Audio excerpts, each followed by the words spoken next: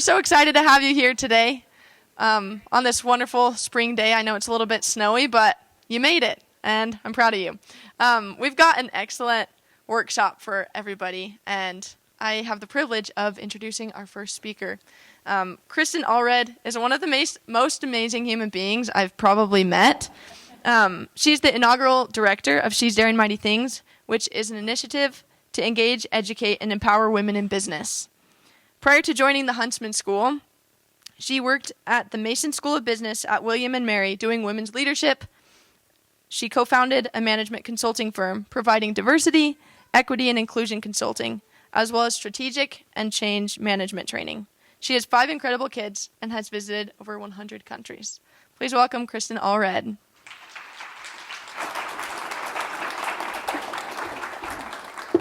Okay, can you hear me all right? I am so thrilled you're here today. I have been stressing for weeks because I thought the students aren't going to come, they're tired, we're probably going to get snow, that was probably a good prediction, and yet you're here. And by being here, you're in for a treat. Not only are we going to talk about a topic that all of us can learn more about, which is confidence, but we also have 3 amazing faculty members that are going to share their big ideas with you today. So you're in for a really wonderful time. So get excited. Not to mention, at the end, taco bar. Okay, so you're here. You're in the right place. So I want to begin talking about confidence and tell you about a couple of people that actually built my confidence, right? A lot of people think, are you born with confidence? You're actually not. You have to develop it over time. And some of these people are in the room today. So my parents, Paul and Carolyn Thompson, from a very young age, I mean, honestly, 3 years old, they told me I could do anything I wanted to do. And I believed them. I said, well, these are really smart, amazing people, and if they tell me I can do it, I can. But they did the next thing, which is really important. They actually gave me all the support I needed to do the thing, right? So you can tell somebody in words, hey, I hope you're really successful. But it's the people that are there for you, that open the doors for you, that support you. That's really important. I also have a wonderful man in my life. I've been married to him for 34 years, but we dated for 7. So we've known each other for a very long time. And having a really handsome man believe in you, it's a good thing. It's a good thing. So having someone there that's cheering you on all the way through, that's huge for confidence, right? It could also be a gorgeous woman. It could be anybody, right? Anybody that's there that's cheering you on. And finally, all of you, along with my kids, this rising generation, I don't think you understand how inspiring you are. I don't think you fully appreciate how powerful you are and how much good you do for us older people. So the fact that you're here, you inspire us. I have a 7-month-old granddaughter. She is incredibly inspiring. She drools 24/7, and she couldn't be more amazing, right? She is the next generation that will follow you. And we're going to make the world better for her, right? Today, we're going to make the world better because we're going to learn about our power and how to use it. Because if you can use your power for good, you're going to be the best Iron Man, Batman, Wonder Woman that's ever been. You're going to be the superheroes out there doing great things. So let's get into our topic. We're going to start with why. Why is confidence so important? Why does everybody talk about it? Everybody want it? We're also going to talk about what gets in the way. What are the things that prevent us from feeling very confident? And finally, what works? What are the things that we can do to gain confidence? And how can then I use that confidence and that power that I have to help other people? So why does it matter? First, acting out of fear and insecurity leads to poor performance and meager outcomes. We are never our best selves if we're fearful and insecure. We're not showing up the best that we could. So that's one thing that happens. Also, knowing who you are and what you can do changes everything. I get to work with students every day, and when I see them kind of start to understand who they are, the light goes on, and now they can do more than they've ever done, right? We are usually the ones that limit our own ability to do, because our own mindset that I could never do that. So it changes everything when you start to understand who you are and what you can do. And finally, when you feel powerful and confident, you're able to help other people. You can step in and become a mentor and a coach and a really good support network for others. So that is hugely important, that you're there for your friends, for your peers, and so forth. So it really, really matters. So we're going to start with a little discussion. And what I want you to do is we're going to turn to your table and have this discussion prompt, okay? And at the end, I'd love a couple people to share what they talked about. But I want you to talk at your table. What gets in the way of you feeling confident? So go ahead and share. I'm going to give you a couple of minutes to do that. What gets in the way of you feeling confident?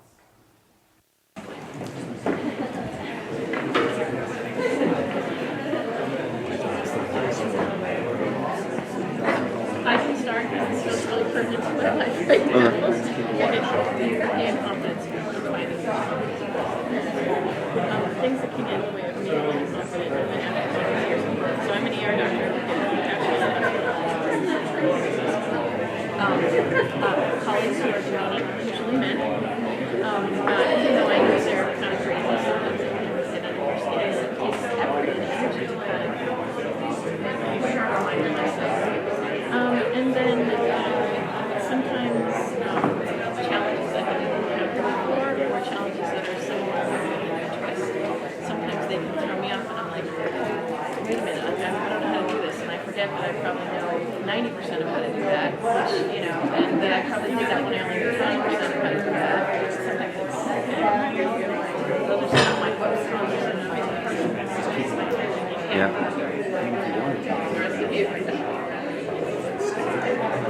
She walks up and sits in focus. Or in frame. You get that doesn't bother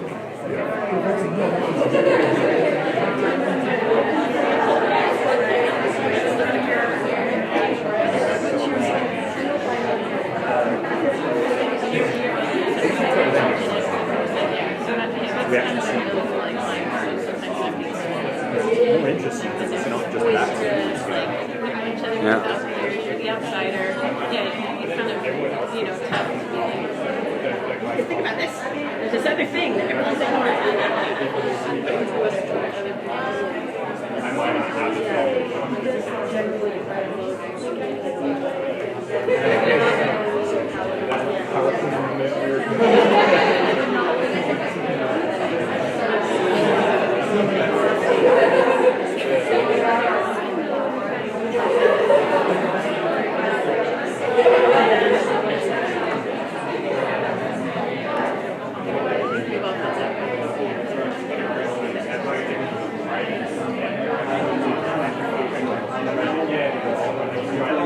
Hey everyone, sorry, I'm going to bring you back. So I know you've had a great conversation about this, and I've got 2 microphones here. Would you raise your hand if you heard something really fabulous from your table, something that holds you back and you'd like to share it? So just 1 or 2 people, raise your hand and we'll get you a mic and you can share what's something that holds you back and gets in the way of you feeling confident. Who'd like to share? Oh, right there. Perfect. Thank you. We had one of the students share something really interesting because it wasn't dependent on them, but dependent on other people. And it referred to the fact of making eye contact with someone that you're talking to. So if the other person does not make eye contact with you, you may interfere that it's because of something you did. And that really struck me. That's awesome. Great. Another here and back there. Yep, perfect. At our table, a couple of the students mentioned that getting in their own way or in their own head and stopping themselves. And I said, I don't think that's an uncommon feeling or response because we often get in our own way. Awesome. Mm-hmm. Great. Back there. We talked about being the only in a group, the only woman, the only one of color, and just not feeling like you have something in common with other people around you. Great. Beautiful. One that I heard from this table was past failures, right? Let's say if you tried something and it did not go well, you lose confidence, right? You're like, oh, I'm not sure I could do that. I already tried and it didn't work out, right? Great answers. There are a lot of things that get in the way. We're going to talk about only a few of them.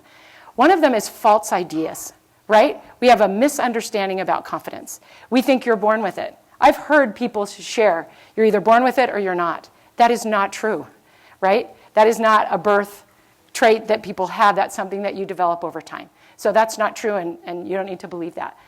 You know it when you see it. Sometimes you think, oh, that person's so confident. And they are not at all. They're actually incredibly insecure, but they have some bravado. They have some, they like to brag and appear confident. So you can't always see it. You don't always know whether someone has it or not. It's directly tied to talent. That's actually not true. It does not mean you being multi-talented isn't great, and all of you do have amazing talents. But what actually happens, we see more often than not, is people that are very talented, they actually face imposter syndrome, something that you hear about often I don't know if I can do that. Even though they're incredibly talented and knowledgeable, they lose their confidence somehow. So it's not tied directly to talent. And finally, it's the only thing that matters? No. Confidence is important, and we would love to develop more of it, but it is not the only thing. You have many wonderful things working on your behalf. So if you're not feeling confident today, you're still an incredibly wonderful person. We're going to build it, and you're going to get better, because I want you to be confident enough to share who you are with others. This whole world needs to know you and what you can do. So that's why we're building confidence today. Everybody needs to know you. Another thing that gets in the way, and this happens a lot, is perfectionism, right? We want to do things exactly right. We don't want to make mistakes. We don't like failure. And perfectionism totally gets in the way of you being able to be confident and be able to do good work. So it gets in the way because you have unrealistic expectations, right? My mom has a saying that all frustration is a result of unmet expectations. We get really frustrated and disappointed when it doesn't go the way we want. But if you have unrealistic expectations, it will never go the way you want, right? You're never going to meet that perfection. So let's change that, right? Let's not have that be the expectation, and we're going to come out better. Secondly, we often are devastated by failure if we're a perfectionist. If something doesn't go well, we are devastated. So my second child is graduating in May from Penn State with a PhD. He went on the market last fall, and he is a very confident person, by the way. He went on the market, did all the interviews, got no offers. And I'm talking to him at Christmas, and I'm like, how you doing? Are you okay? And he said, I was really discouraged. I really did think I'd get a job. Like, I'm so surprised that I didn't get an offer. And then he said, I started to think about it and open my mind and adapt. I thought, wait, this isn't the end of the world. I can do something different. Maybe I'll do a postdoc. Maybe I'll go on the second round. Maybe I'll look at other schools. And he just opened up his mind, and it was amazing. And he said he feels so much more confident today than he did 6 months ago.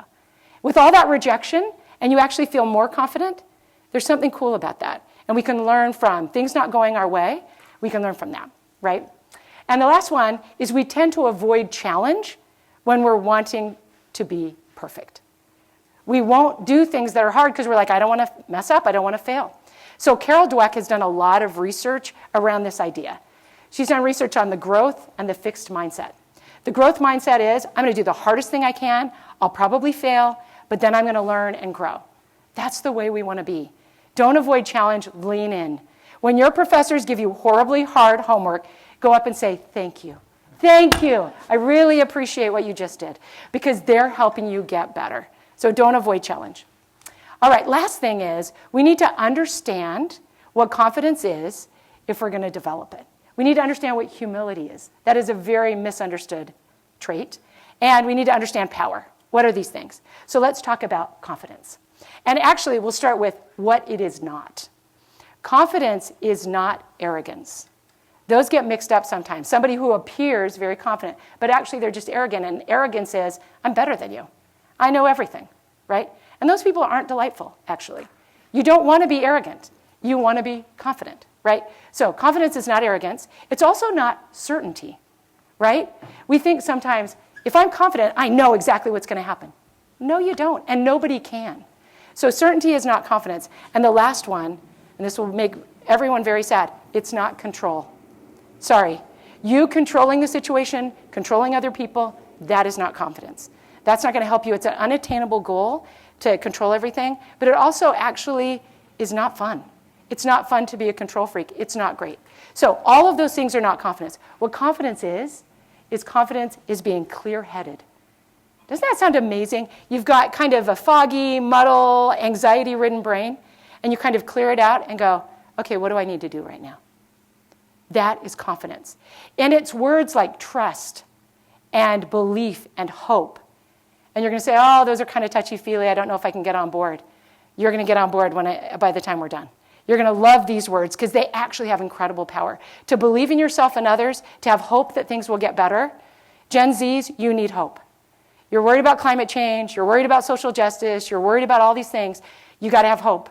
And by the way, you're going to have a ton of people helping you solve the world's problems. So it is a hopeful and wonderful time to be here. So what is humility? Humility is not self-deprecation. It's not, oh, I'm the worst. I can't do that. That is not humility.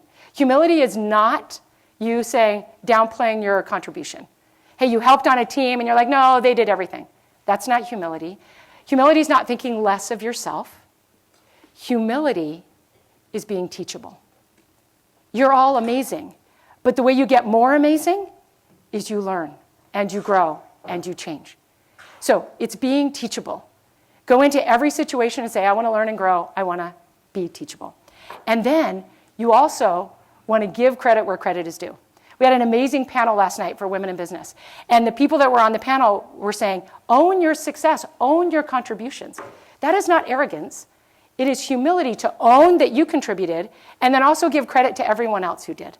So you're not the only one that did the great thing, but make sure you own what you did and you credit everyone else. That's humility. So be clear on what humble is.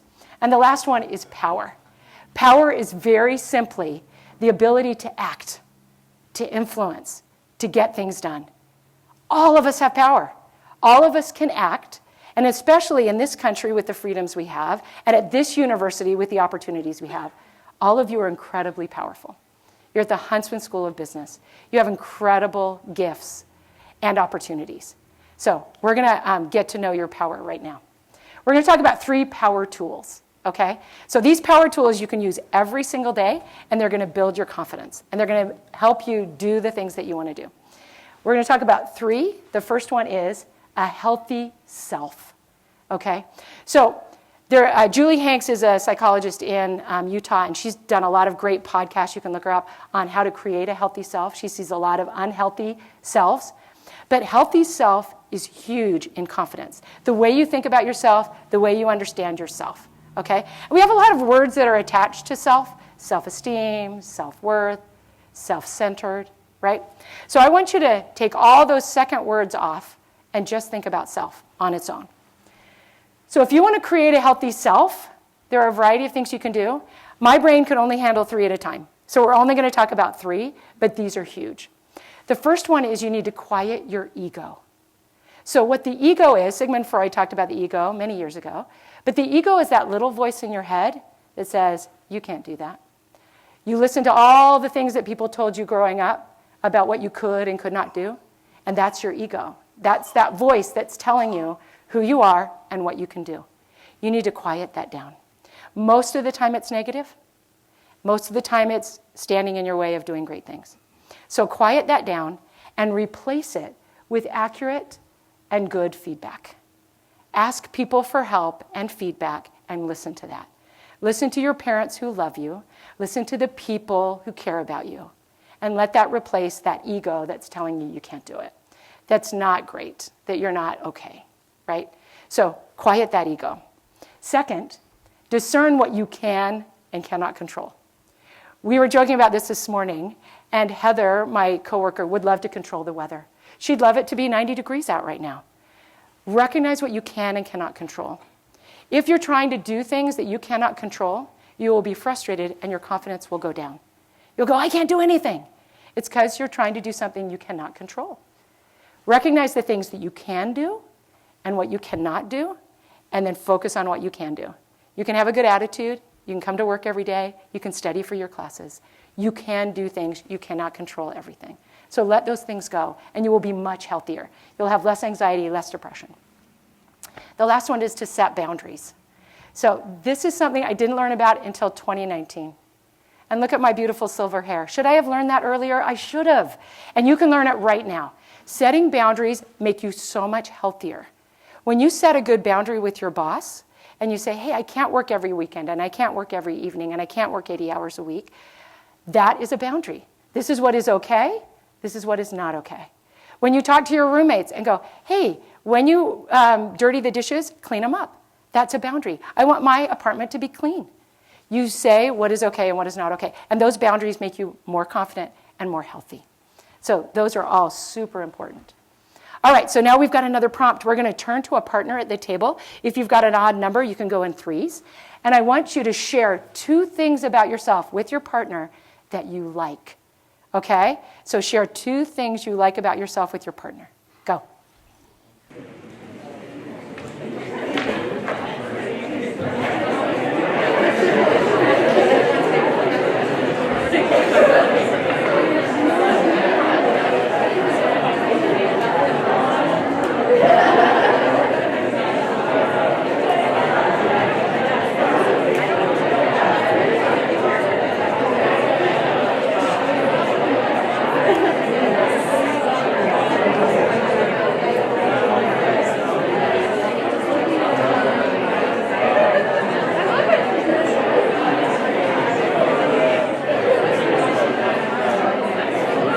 You need to do the exercises as well.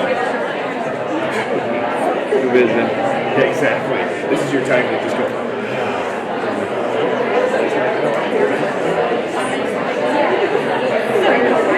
No, exactly. It's kind of like mini TED Talks, and some of them are like, and some of them are like,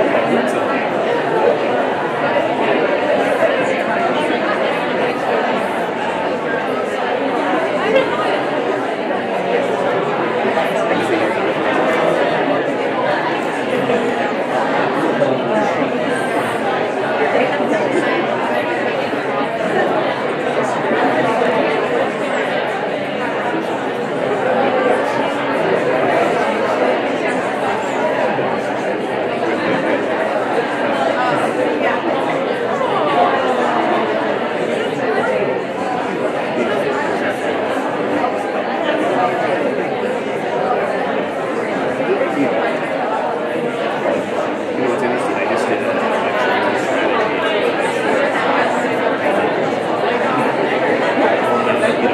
Traits or weaknesses. Companies can manage their students, which is easier to identify your traits or weaknesses and then look for the same see the mix. Some of the others are like, no, I only see it where I don't like it. So,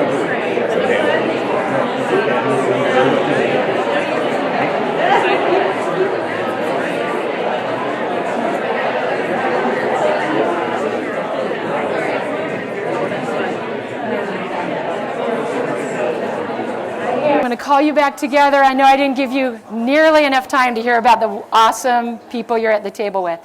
But I want you now, by raise of hands, to tell me, did that feel just the slightest bit uncomfortable to say something that you like about yourself? A little bit, right? A little bit uncomfortable. Okay, and it's even uncomfortable to raise your hand and say that it was uncomfortable. We don't want to do it. We don't want to say, there's something great about me, right? Because we think it's arrogant. It's not arrogant. It's telling the truth. You have good things about you, and that's truth-telling, right? So I'd love just 1 or 2 people to share something they heard from their partner that they thought was awesome, right? Something they shared that they liked about themselves. Would a couple people like to share? Cool things you heard. Oliver has one back there. So I really like what Josh shared about his ability to look outwards. He likes that he's constantly looking to help other people and that people feel comfortable enough to talk with him and he can help them either solve their problems or listen. And he has the ability to always be looking outwards, and that's something he loves about himself. That's awesome. Another one that was really stood out. Yes, right here. Jordan. So I was talking to Adelaide here, and one thing that she said was that she always works on making people feel included, which, like, for me, like, growing up, I was always, like, super introverted and always the shy kid, so I always appreciated the people who were like, oh, come hang out with us, come join us. So I just really admire that when people are like, that's something that I work consciously towards. I love it. I love it. So just for the sake of time, we won't do more, but it's so fun, actually, to learn from somebody else something they like about themselves. It's an automatic connection. Use that the next time you're feeling a little awkward and you want to do some connection. Go, hey, what do you like about yourself? And see what happens. It's kind of awesome. All right, power tool number 2. This is going to be action. This is work. When I talk to people who are confident and I ask, what makes you confident? They're like, I work really hard. That's something all of us can do. We can act. So this quote is attributed to Ralph Waldo Emerson. I don't know that he actually said it. But that which we persist in doing becomes easier for us to do. Not that the nature of the thing has changed, but our power to do is increased. We get better over time, right? The journey we're on is made up of many steps, and there's no shortcuts. You don't wake up one day and you're Barack Obama and you're president of the United States. That does not happen. Even Abe didn't wake up one day and become president of USU. It took time. It's one step at a time, right? So recognize time will tell. So think about graduating from high school and all the people that were in your high school graduating class. In 30 years, when you match up with them, it's going to be surprising. I've done that. I've gone to my 30-year high school reunion, and I said, wow, look what so-and-so did. They were kind of a schmuck in high school, and look what they did. And you know why? Because every day they worked, and they tried, and they wanted to do something, and they kept doing it, and doing it, and doing it, and guess what? You get good at it, right? Some of you may be sitting in Grazia's accounting classes and going, will I ever get this? But Dr. X will tell you, if you keep working at it, you will. One day you'll wake up and go, I know how to do accounting. It's amazing, right? So time will tell. Stick with it. Mastering something, and people who are confident have mastered something, right? And they're good at something, and they've learned how to do something, right? And it could be anything. But it takes skill, right? And effort. You got to put in that effort every day. And you need to persist. So it's kind of, you're the last person standing is the one that wins, right? If everyone else gives up and you keep going, you're going to be amazing at that thing. So I want to share one short story about this. When I was in high school, I loved sports, and I played basketball and tennis. And then I had an off season, and I go, I'm going to go out for the track team. That'll be fun. Clearly not a very intelligent person in high school. Track, fun? No, thank you. But then I try out for the track team, and it was amazing. And I just ran around a little, and then the field events coach said, hey, I want you to come and throw the javelin. Okay, look at me. I'm a little person. People that do field events should be strong and amazing, and I was not. And he said, come and throw the javelin. And I'm like, sure, I'll go try that. That sounds kind of fun. So there's a big metal spear, and they put it in my hand, and I go to throw that thing, and I throw it like a baseball. Can you imagine what happened? That knocked me right in the back of the head really hard, and then it flipped and landed 10 feet in front. And the coach said, hey, you're not very good at that. And I go, yeah, I don't know what I'm doing. And he goes, let me show you how to throw this. And so he gave me a few tips. And I think I was so frustrated with him asking me to do something that was so clearly not something I could do, that I go, I'm going to prove him wrong that he thinks I'm inept. I'm going to do this thing. And for the next days, every day, I practiced. I'd go in on Saturday and practice, and I just persisted and persisted. So fast forward to the state championship. And I can't even remember what high school we were at. We were at some high school in the state of Utah. And I got up there, and I threw that thing almost 140 feet. For 5 minutes, I held the Utah state record for the javelin. And the person who got up right after me threw it another foot. So she totally shattered the record. But I persisted. I got good. If anybody wants to throw the javelin, I can show you how. It's amazing, right? But that is confidence. So I had no confidence to begin with, but I kept persisting. So now I want you to turn to a different person at your table, and I want you to share an experience of persistence. I want you to talk about a time where you just kept going, and what did that feel like? So I'm going to give you like 2 minutes. So turn to a different person, different group at your table, and talk about an experience of persistence.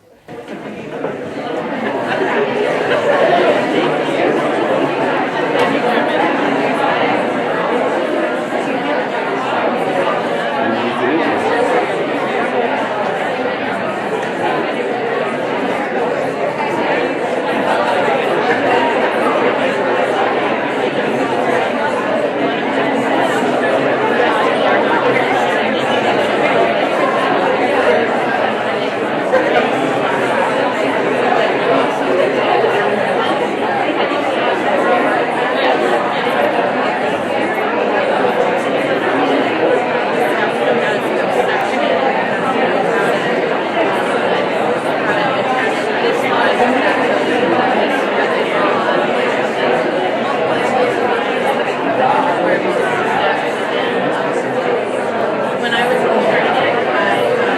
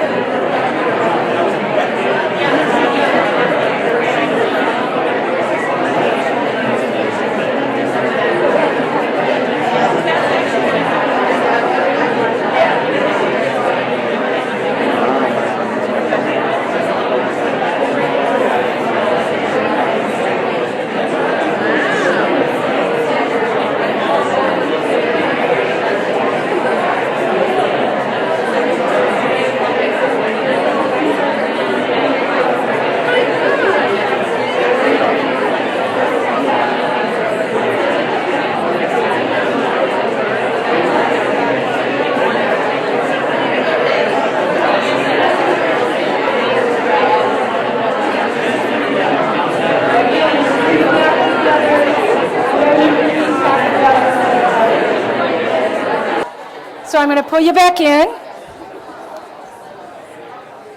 And we're going to probably let one or two people share something amazing they heard of an experience of persistence. So who has a particularly great story they want to share about persisting?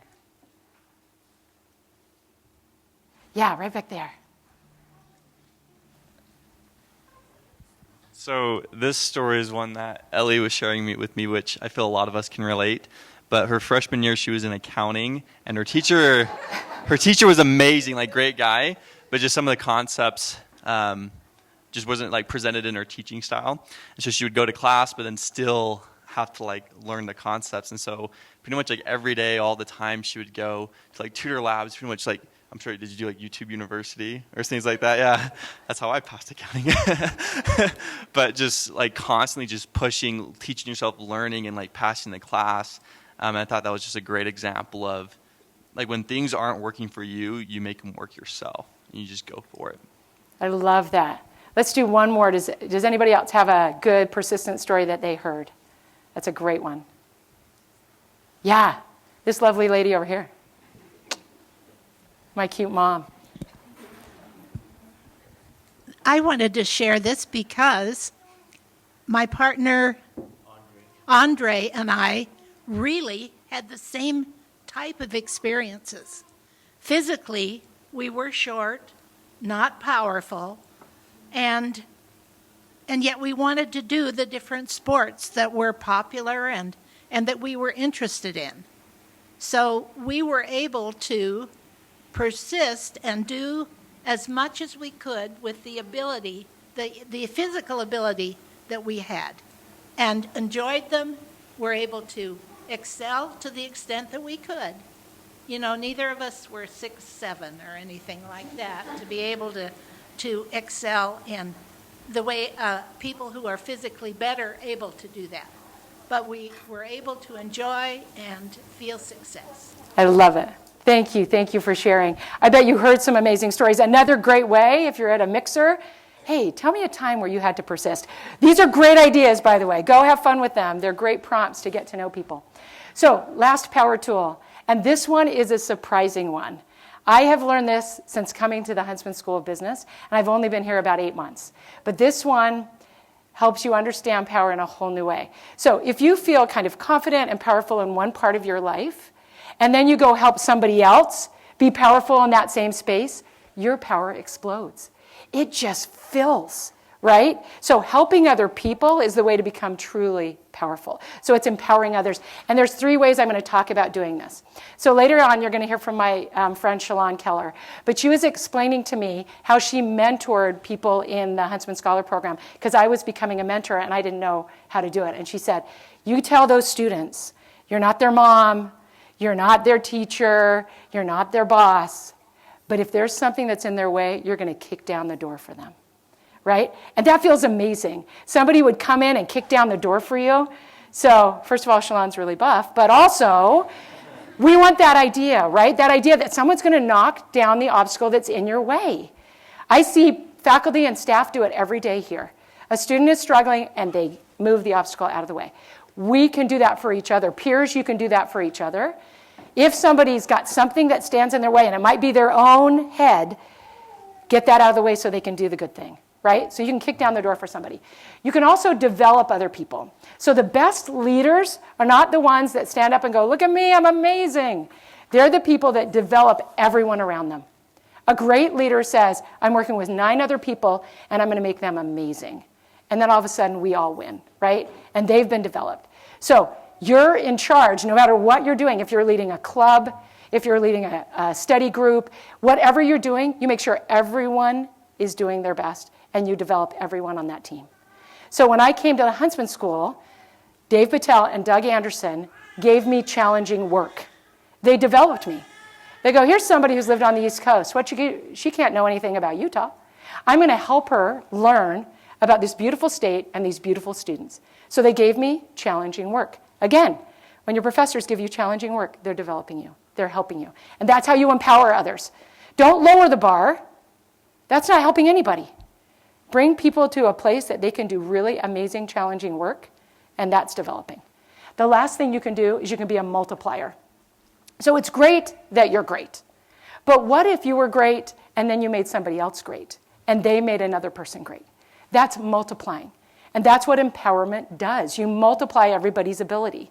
So somebody who does that at the Huntsman School is Paul Felstead. Paul Felstead is great, but it's not enough for him to be great. Everyone who takes his class, he's helping. But then he'll reach out specifically and tell students, hey, you can do something. So my cousin's here, Chrissy, and her daughter, Vanessa, wasn't sure she could do finance. And she met Paul Felstead, and Paul Felstead, you can absolutely do finance. And not only did she do it, but she was on the women's stock pitch team that won. And then she went off to an internship on Girls Who Invest, which is highly competitive. This lovely woman who wasn't sure she could do it had Paul Felstead multiplying her. And he took his goodness and he gave it to her, and then she went on to do amazing things and will do amazing things. Be a multiplier. Don't keep all your goodness to yourself. Share it with others. Help other people. That's empowering, right? That's powerful. So we're going to take just a couple of minutes, and you're going to have one last chance to talk as a group at your table. And I want each of you to name something you're going to do in 2023 to become more confident, right? So I'm going to give you about 5 minutes, but each of you think through healthy self. I could do empowerment to others. I could act in some way. I could learn something. So talk about what you're going to do in 2023 to become more confident. Go.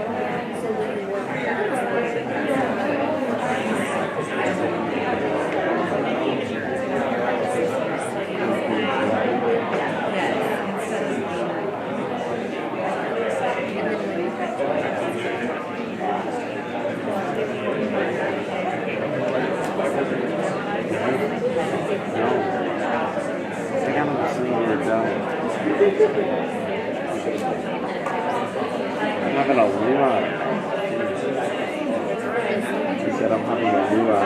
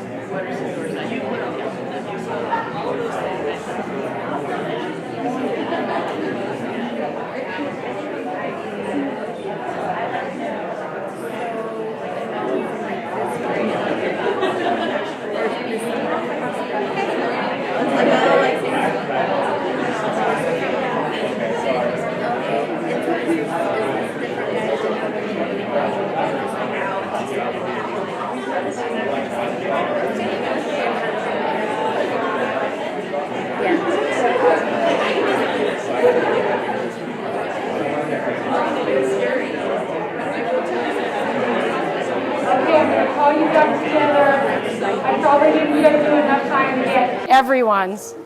But during lunch, you'll have time to share more. So don't worry, we're having delicious lunch in a little bit, and you can share more about your plans. But confidence isn't something that you are born with, and it's not something that just happens. You do need to act. You need to try and do things. You need to get outside yourself. You need to actually feel good about yourself, have that healthy sense of self, and then you need to help others. And in doing those things, you will actually become more and more confident. The reason why you need to be is because people need to know who you are. And when you lack confidence, you're not able to articulate who you are to others, and you're not able to step in when there's a really hard job to do. If you're confident, you'll step into it. You'll do that hard work. So I hope in 2023 we can all gather and say, how did you do? How did you do this year in becoming more confident? I now have the great pleasure of presenting 3 amazing people that are going to show you confidence. So I've talked to you about it, and now you're going to see it. And so I need Heather or somebody to help me get the right slides up, because I just got out of this, but I need to get the right slides. So one of our logistics people, come on up. But thank you so much. I'm going to introduce one at a time 3 amazing women that are powerful and have incredible work that they're doing, and you're going to get to see what confidence is. Our first one is Grazia Zhang, and Kaylin, will you hand her a microphone as she comes up? Will you hand the microphone? Perfect. So Grazia Zhang is a professor of accounting. She was born in China. She loves Italian food. Her research is at the intersection of psychology and economics. Doesn't that sound interesting? How do people think, and what is the world doing economically? So she applies her behavioral theories to real-world problems. Don't you love to see that? Sometimes academics are like, this isn't applied. Grazia does application. And she works with scholars from all over the world. Welcome, Grazia Zhang.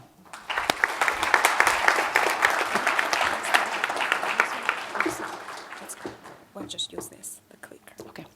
The clicker's right there. Can you hear me okay? Awesome. Thank you, Kristen. I learned a lot personally. And I wonder why she invited me. Maybe because I lack of confidence and she want to use me as example, right? So my name is Grazia Zhang, and it's really a pleasure to be here with all of you today. My students, they call me Dr. X. I see a lot of you in the room. So when you hear Dr. X, you may be wondering, is she a superhero or supervillain? I know some of you in your brain right now, you are thinking about those 2 supervillains from the movies. However, I want you to imagine me being your superhero for the next 10 minutes. I would like to start with a game. I want you to guess what are the 4 languages I speak. So take a moment, think about. The first one should be very easy, right? I see a hand over there. Can some of you give her a microphone? The girl in the middle.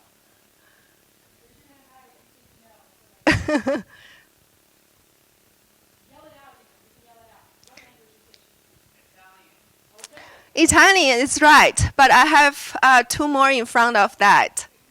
Parlo italiano un poco. English, yes, a little bit English, right? Just a little bit. Mandarin Chinese, yes, those 3 are correct. What is the 4th one then? Accounting, yes! You win the award.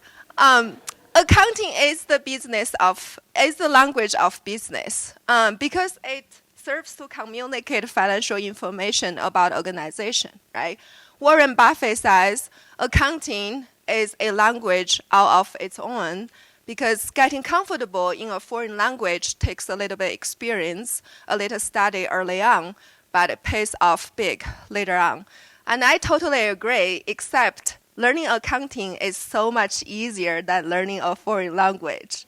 As an accounting professor, my goal in general is not to convince you to change your major to accounting, although accounting is amazing, but rather add accounting to your major as a minor or double major, because if you want to run your own business, I heard quite a few of you telling me you want to run your own business, it's very important to know marketing, to know finance, to know economics, to know HR, to know data analytics.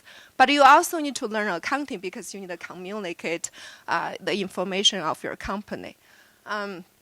So accounting is the foundation of a career in business.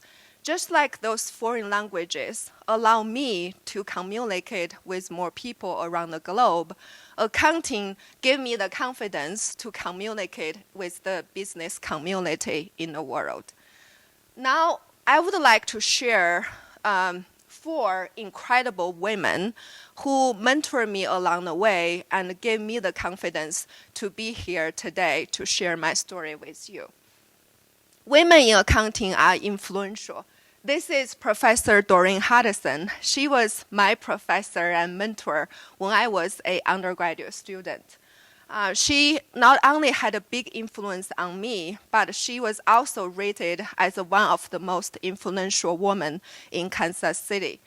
She was the senior vice president for Hallmark for many, many years, and she also served as the vice chair of the UMKC Board of Trustees. As busy as she was, she invested a lot in me. And that's why I'm here today. I want to invest in each one of you so that you can all be future leaders in whatever direction you choose to be. Women in accounting are influential. This is Dr. Marla Sleip. I was her research assistant when I was just a first-year PhD student at the University of South Carolina. And she is the trailblazer for experimental accounting research. She got her PhD in accounting back in 1985 from University of Chicago before a lot of us were even born. She is not only a prolific scholar, she also mentored over 40 PhD students, myself included. And she taught me to make a difference with the work I do. Women in accounting are powerful. This is Dr. Dana Schmidt. Today is actually her birthday. Happy birthday, Dana. She is currently the world #1 behavior tax researcher. She is the tax face of South Carolina. I joke about her being a TV celebrity because every tax season, she would be invited by the local TV stations to talk about strategies of filing people's taxes. And she served as editor for multiple accounting journals. She taught me to be my own boss, to take control of my own career path. Women in accounting are important. This is Dr. Annie Farrell. She is my role model, and she is also a dear friend. She is the PwC professor of accountancy, and she is also the department chair at Miami University in Ohio, not the one in Florida. She is not only an award-winning teacher, but also an award-winning researcher. She also served on numerous roles from the American Accounting Association. I joke about her being our service champion, and she is. She taught me to bring my voice to the table because each voice matters.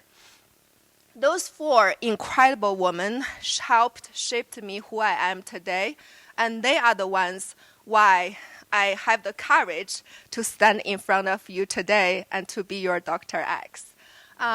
Thank you very much for allowing me to share my story with you today. Thank you. Go Aggies!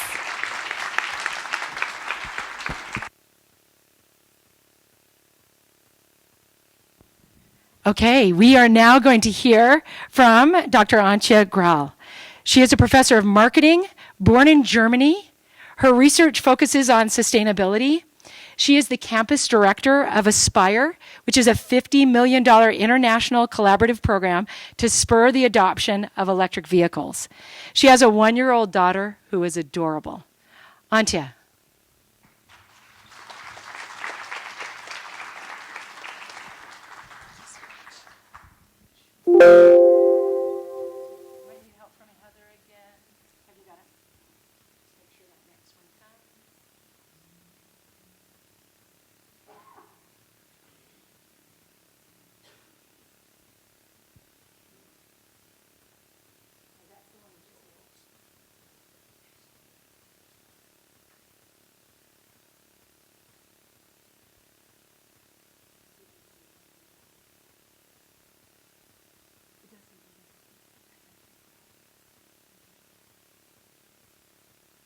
Heather, are you nearby? We just need you for a second.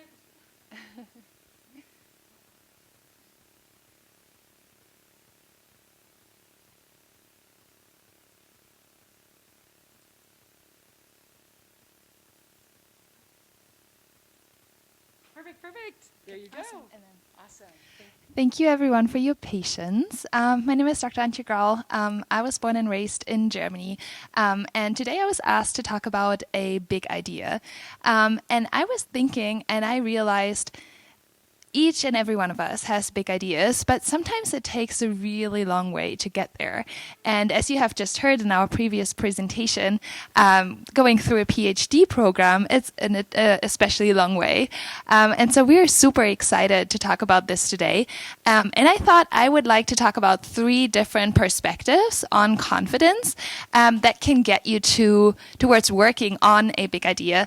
And I would like to share some of my personal and also professional experiences.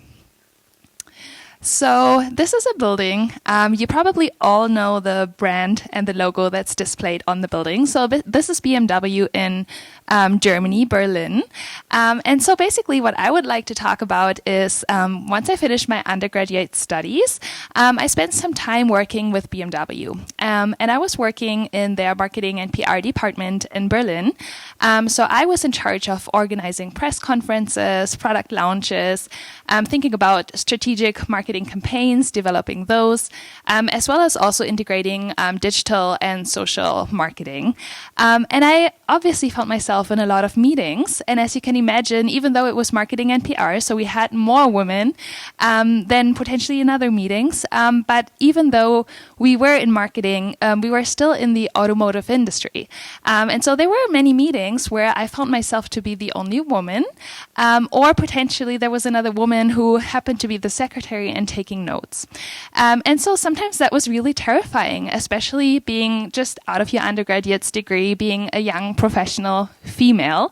And so I found myself preparing extra hard for those meetings. I would put in the extra work. I would be extra prepared to be able to speak up and to have a voice and to really learn how I can do that and how I can be prepared and be confident in the things that I know and that I can bring to the table. And eventually it paid off and it worked really well for me. And this kind of fear that was driving me to work extra hard and extra smart was really something that stood out, especially to the CEO and to my coworkers.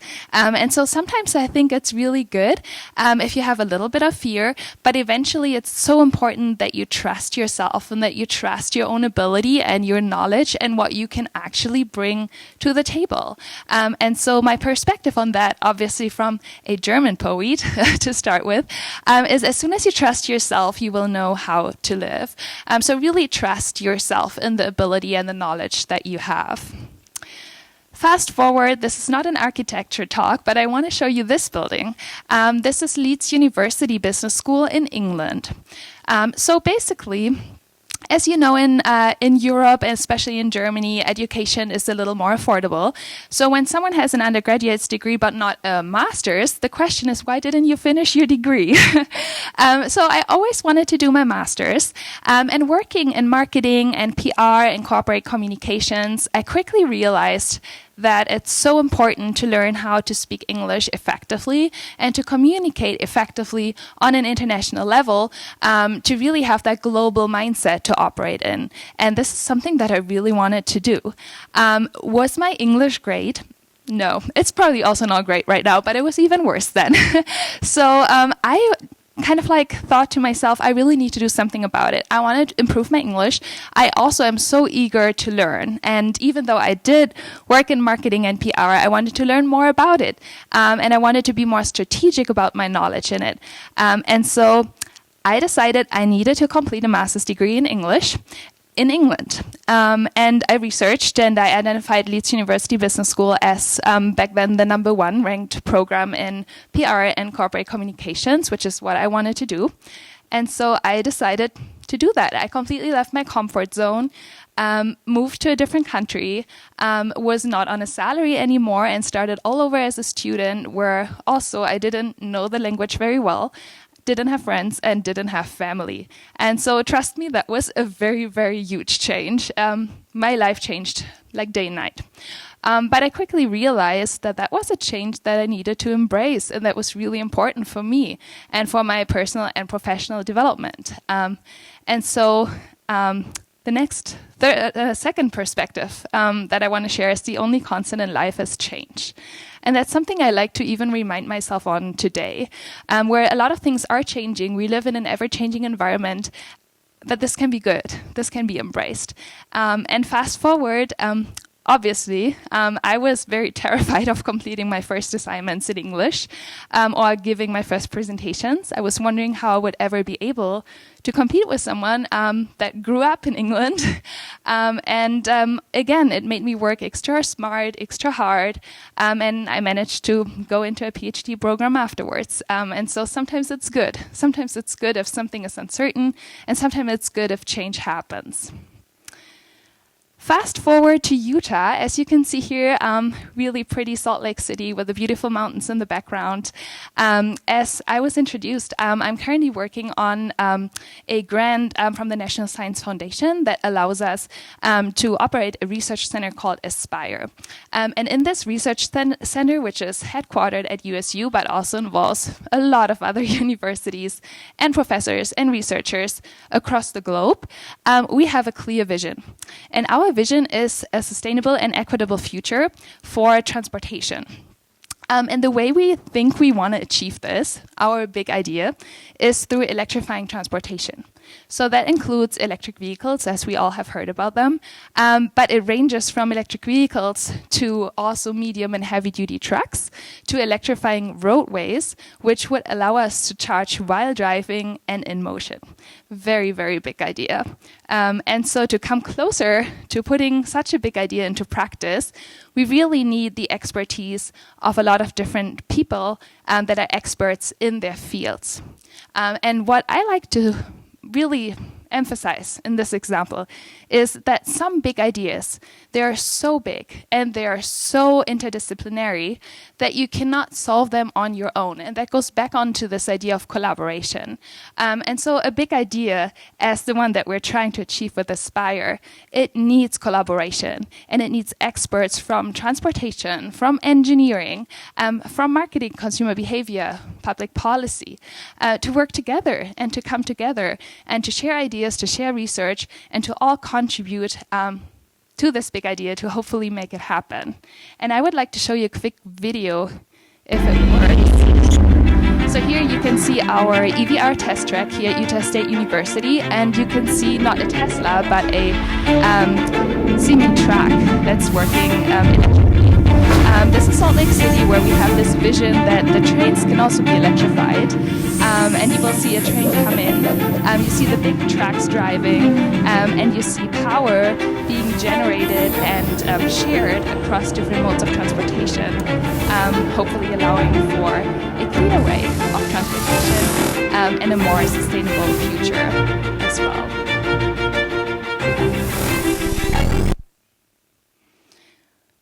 So this is our big idea, our big vision. But of course, to reach that goal, we do not only need to collaborate, we also need to accept that we may fail. There may be challenges, there may be failures, there may be learnings along the way. And so the last perspective that I would like to share on building your confidence is that mental strength is not just really hoping that nothing ever goes wrong, but it is believing that we have the capacity to handle it if it does. And that's really important, I think, in every aspect of life. Thank you.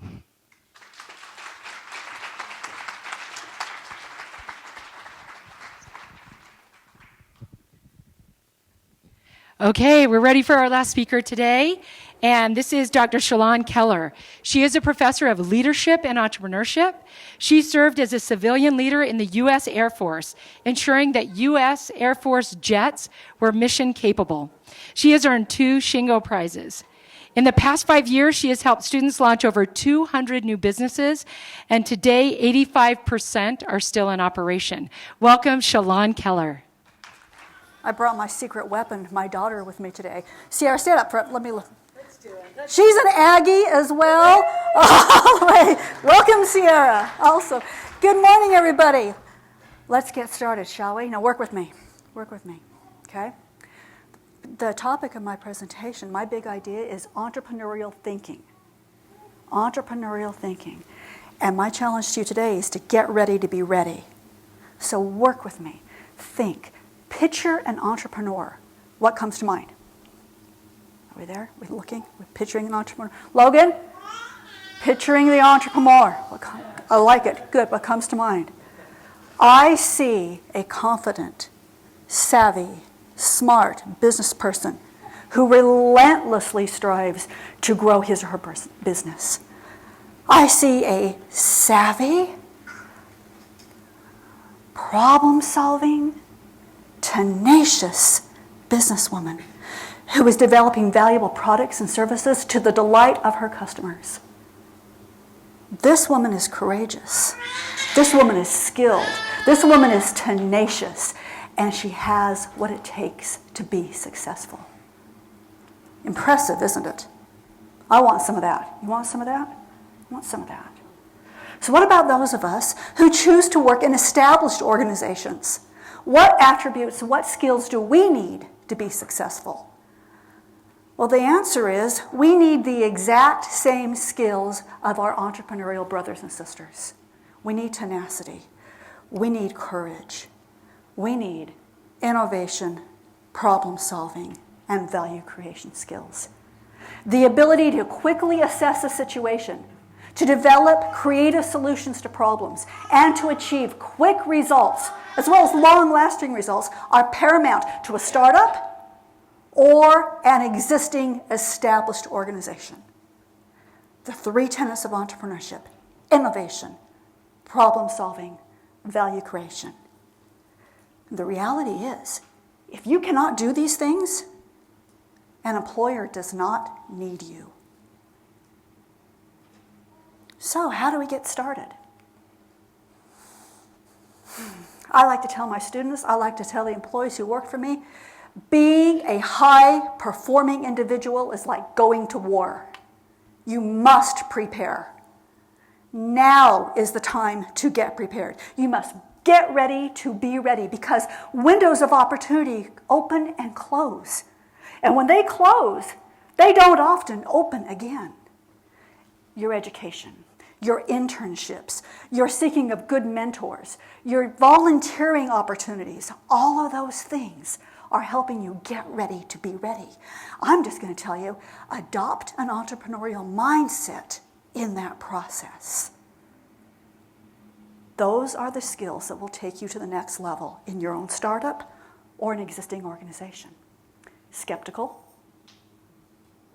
Let me give you an example, a little unique one. Strap in. It's going to be an exciting ride. Now, how many of you think of national security on a daily basis? Just me? Did you all sleep well last night? Or did you lay awake thinking about the climate crisis, pandemics, terrorism, invasions, the proliferation of nuclear weapons, weapons of mass destruction, etc.? The reason you sleep well at night is because there are people out there working in existing organizations to make sure that that threat, today's threat, does not take you out. You know, in the 247 years the United States has been a country that's only been in peacetime for 15 of those years. I was given the opportunity to apply my entrepreneurial skills to the biggest boys club in the world, the United States Air Force. Got him in the fight, kept him in the fight, and got him ready for the next fight. Get these weapons lethal, mission capable, and ready to go. I was excited. I was ecstatic. I was going to be part of something bigger than myself. Let's go. Here I am skipping into the conference room on my first day of work. This is a big organization. I was assigned to the aircraft division. 24 buildings, 2,300 employees, 4 or 5 different weapon systems, including back shops. It was huge. It was massive. I come skipping into the conference room, and no one was happy to see me.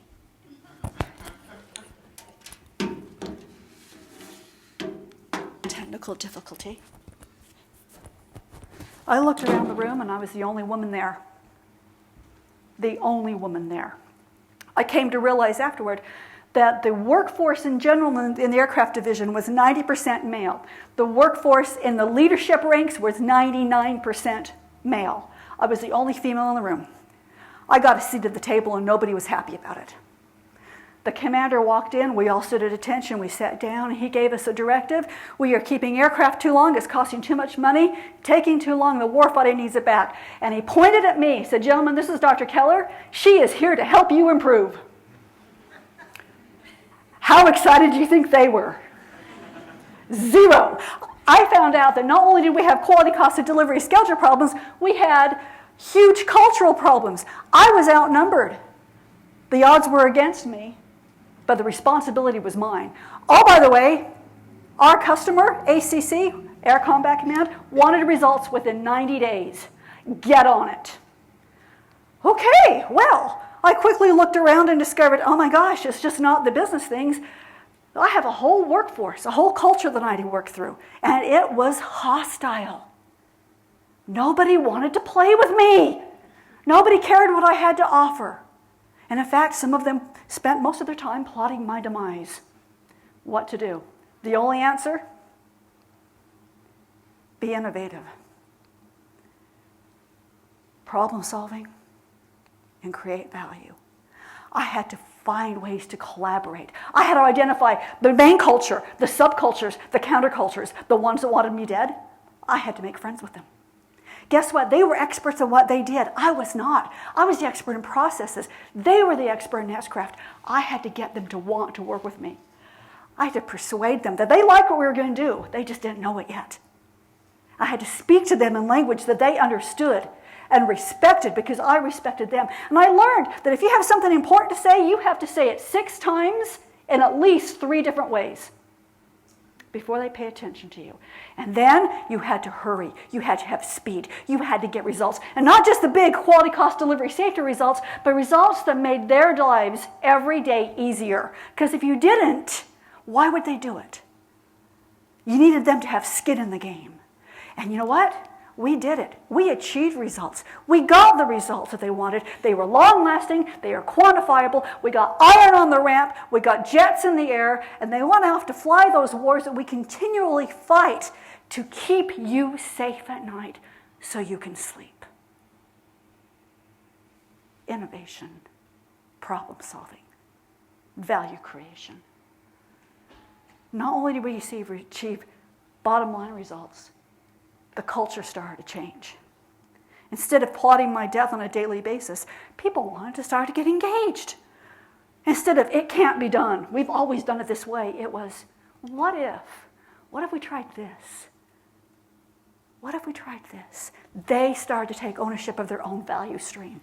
It was a sight to behold. Bottom line, you've got to get ready. You've got to get ready now. I couldn't have had any success of all if I didn't spend years getting ready for that window of opportunity to open and run through it. I could have been a cog in the system. I could have sat back in the corner and faded into oblivion. But I had been trained to be ready to lead out. And I did that. Innovation, problem solving, value creation. Take your education seriously. Your business training can not only give you actual, tangible, credible business skills, but you can get the connections, the networks, the experience that you need to be innovative. And finally, have courage. You cannot let them see the fear in your eyes. Do not let them smell blood in the water. Courage. Because the reality is, ladies, that glass ceiling is real. It exists. It persists. It might be better than it was decades ago, but trust me, it exists. But I promise you, If you can innovate, if you can problem solve, if you can create value and get results, you will not have to negotiate in a man's world because they will be living in your world. So, my challenge to you is this, right now and today. Adopt an entrepreneurial mindset and acquire the skill set. Everybody, innovation, problem solving, value creation. Relentlessly find ways to add value to your life, your community, your employer, your family. Relentlessly. It's a way of life for you. Relentlessly find ways to add value and have courage. Fear is good. Fear is powerful. Fear can be very motivating. It can also be very debilitating. Don't let that happen. Have courage. Now, what are you going to do today to get ready? Thank you.